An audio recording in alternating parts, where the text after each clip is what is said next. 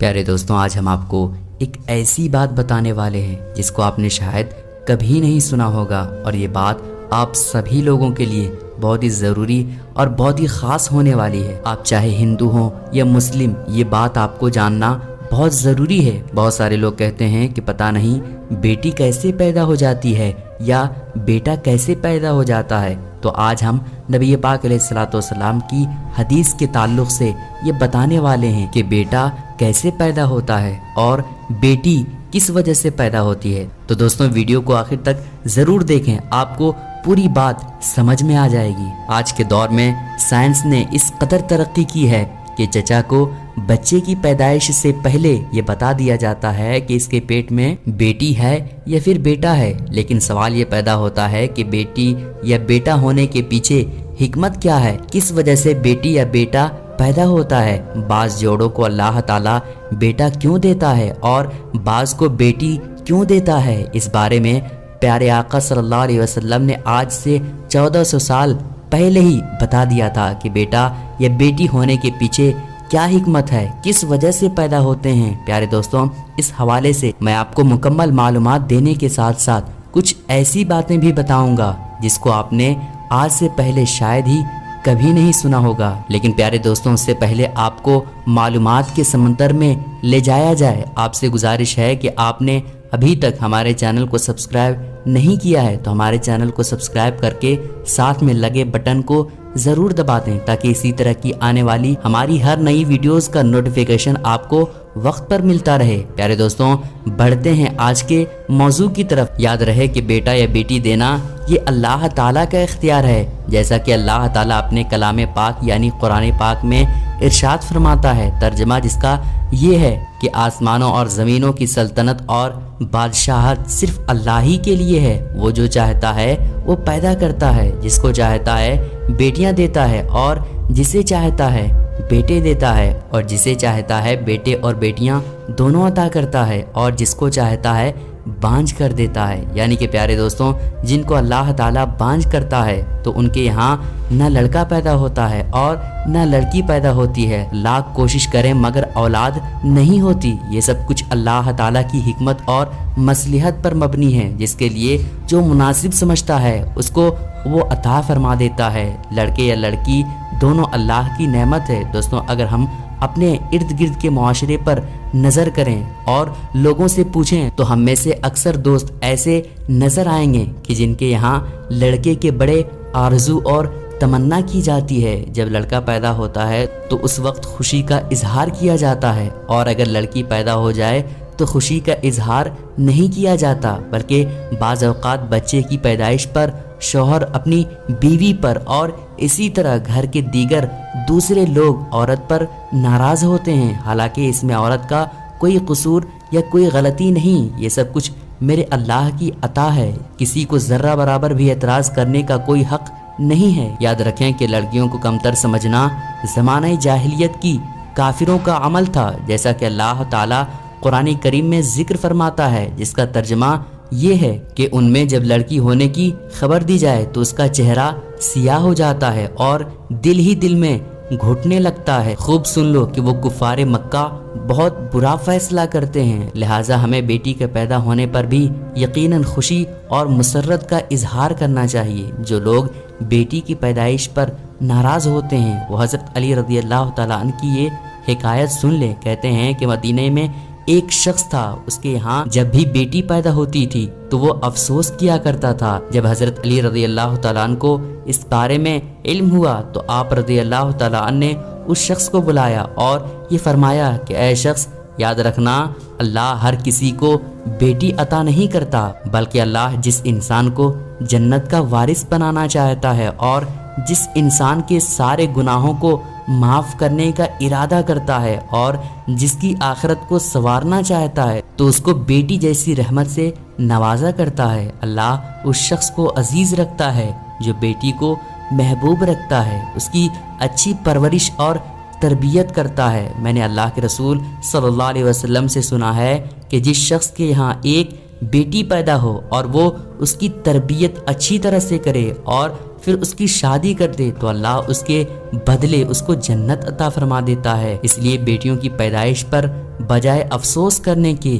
خوشی کا اظہار کرنا چاہیے کہ اللہ تعالیٰ نے اپنی رحمت کی صورت میں بیٹی کی نعمت سے نوازا ہے۔ میرے پیارے دوستوں، بات ہو رہی تھی اس حکمت کے بارے میں جو کہ بیٹا یا بیٹی پیدا ہونے کے پیچھے پیارے آقا صلی اللہ علیہ وسلم کیا بیان فرماتے ہیں۔ اس بارے میں نبی پاک علیہ الصلوۃ والسلام کا ایک حدیث پاک ہے کہ ایک مرتبہ ایک یہودی نے آپ صلی اللہ علیہ وسلم سے سوال کیا، اور اس یہودی کے سوال کے جواب میں آپ صلی اللہ علیہ وسلم نے یہ حکمت بتلائی تھی۔ یہ حدیث پاک ملاحظہ فرمائیں، حضرت ثوبان رضی اللہ تعالیٰ نے بیان فرمایا کہ میں رسول کریم صلی اللہ علیہ وسلم کے پاس کھڑا تھا کہ یہودی عالم میں سے ایک عالم آیا اور بولا، السلام علیکم یا محمد۔ میں نے اسے ایسے زور سے ایک دھکا دیا، وہ گرتے گرتے بچا۔ وہ بولا کہ تو مجھے دھکا کیوں دیتا ہے؟ میں نے کہا کہ تو نبی صلی اللہ علیہ وسلم کا نام لیتا ہے اور رسول صلی اللہ علیہ وسلم کیوں نہیں کہتا؟ وہ بولا کہ ہم ان کو اس نام سے پکارتے ہیں جو ان کے گھر والوں نے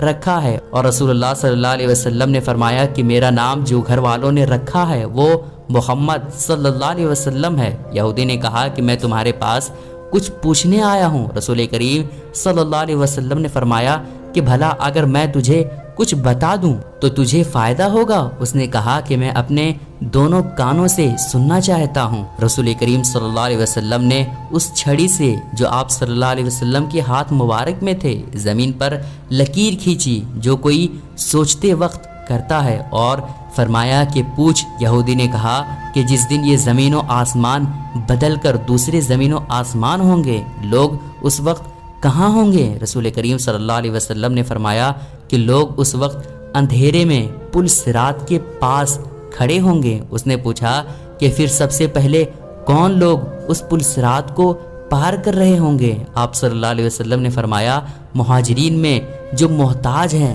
مہاجرین سے مراد وہ لوگ ہیں جو نبی کریم صلی اللہ علیہ وسلم کے ساتھ گھر بار چھوڑ کر نکل گئے اور فقر و فاقہ کی تکلیف پر صبر کیا، مصیبتوں کے باوجود وہ اسی پر ڈٹے رہے اور دنیا پر لات ماری۔ یہودی نے کہا کہ پھر جب وہ لوگ جنت میں جائیں گے تو ان کا پہلا ناشتہ کیا ہوگا؟ آپ صلی اللہ علیہ وسلم نے فرمایا کہ مچھلی کے جگر کا ٹکڑا جو نہایت مزیدار اور کرکری ہوتا ہے۔ اس نے کہا پھر صبح کا کھانا کیا ہوگا؟ آپ صلی اللہ علیہ وسلم نے فرمایا کہ ان کے لیے وہ بائل کاٹا جائے گا جو جنت میں چرا کرتا ہے۔ اس نے پوچھا یہ کھا کر وہ کیا پیئیں گے؟ آپ صلی اللہ علیہ وسلم نے فرمایا سلسبیل نامی چشمے کا پانی پیے گا۔ اس یہودی نے کہا کہ آپ صلی اللہ علیہ وسلم نے سچ فرمایا، اور میں آپ سے ایک ایسی بات پوچھنے آیا ہوں جس کو دنیا میں کوئی بھی نہیں جانتا سوائے نبی صلی اللہ علیہ وسلم کے،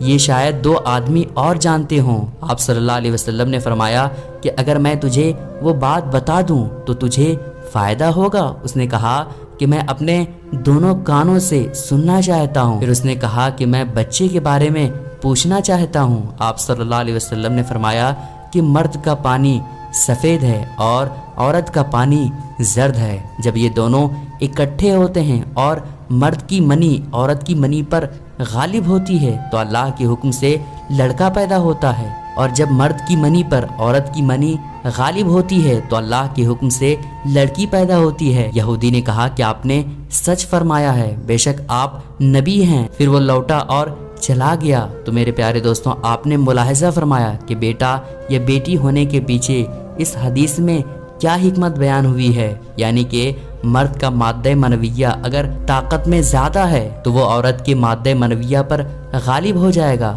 تو بیٹا پیدا ہوتا ہے، جبکہ عورت کے مادہ منویہ طاقتور ہونا بیٹی کی پیدائش کی نشانی ہے، یعنی کہ اگر مرد کی منی زیادہ ہو جائے تو لڑکا پیدا ہوگا اور عورت کی منی زیادہ ہو جائے تو پھر لڑکی پیدا ہوگی۔ دوستوں، یہ اللہ تعالیٰ کی حکمت ہے کہ اللہ تعالیٰ جس کو چاہے اولاد دے اور جس کو چاہے نہ دے، بیٹے دے یا بیٹیاں دے یا پھر دونوں دے، جیسا کہ قرآن پاک کی روشنی میں آپ کو بتا دیا گیا ہے۔ اس لیے انسان کو ہر حال میں اللہ تعالیٰ کا شکر ادا کرنا چاہیے۔ جن کے یہاں بیٹیاں ہوں انہیں بھی ناراض نہیں ہونا چاہیے، کیونکہ بیٹیاں بھی اولاد ہی ہوتی ہے، اور بلکہ ان کا تفصیلی ذکر ہو گیا کہ بیٹیاں تو رحمت ہوتی ہے اللہ تعالیٰ سے دعا ہے کہ اللہ تعالیٰ تمام شادی شدہ جوڑوں کو اولاد کی نعمت سے نوازے، اور جن کو بیٹیوں کی خواہش ہے اللہ تعالیٰ ان کو بیٹیاں دے، اور جن کو بیٹوں کی خواہش ہے اللہ تعالیٰ ان کو اولاد نرینہ سے نوازے، آمین یا رب العالمین۔ پیارے دوستوں، امید کرتا ہوں کہ آپ لوگوں کو یہ ویڈیو پسند آئی ہوگی۔ پسند آنے کی صورت میں ویڈیو کو لائک کرنے کے ساتھ ساتھ اپنے کچھ قریبی لوگوں تک اس ویڈیو کو ضرور شیئر کریں تاکہ وہ بھی ان باتوں کو جان سکے، اور ہمارے چینل کو بھی سبسکرائب کر لیں۔ پھر ملیں گے اچھی ویڈیو کے ساتھ۔ خدا حافظ۔